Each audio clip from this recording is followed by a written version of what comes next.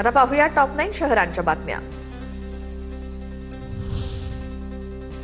डोंबिवलीतील मानकोली मोठा गाव पुलावरती अपघातग्रस्त तरुणाची 42 ग्रॅम सोन्याची चेन चोरीला गेली। मदतीच्या बहाण्यानं रुग्णालयात नेताना चेन चोरीला सीसीटीव्हीच्या आधारे आरोपी सतीश कोरेला अटक। नागपुरात कोयता गँगची दहशत, दुकानांची केली तोडफोड। यशोधरानगर पोलीस स्टेशन हद्दीतील घटना सीसीटीव्हीमध्ये कैद। कोयता गँगमुळे परिसरातील व्यापाऱ्यांमध्ये दहशत। यशोधरानगर पोलीस स्टेशनमध्ये गुन्हा दाखल।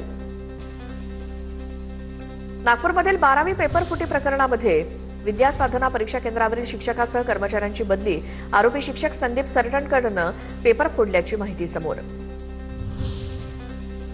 विधानसभेत अफगाणिस्तान मार्गे भारतात येणाऱ्या चायनीज बेदाण्यावरती नियंत्रण आणण्याची मागणी।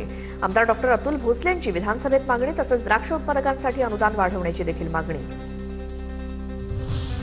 रस्ता दुरुस्तीच्या मागणीसाठी अमरावती जवळा खुर्द गावामध्ये नागरिकांचं आमरण उपोषण। जवळा ते बडनेर भुजंग या रस्त्याची दुरुस्ती करण्याची मागणी। 15 दिवसात रस्ता दुरुस्त न झाल्यास तीव्र आंदोलनाचा इशारा।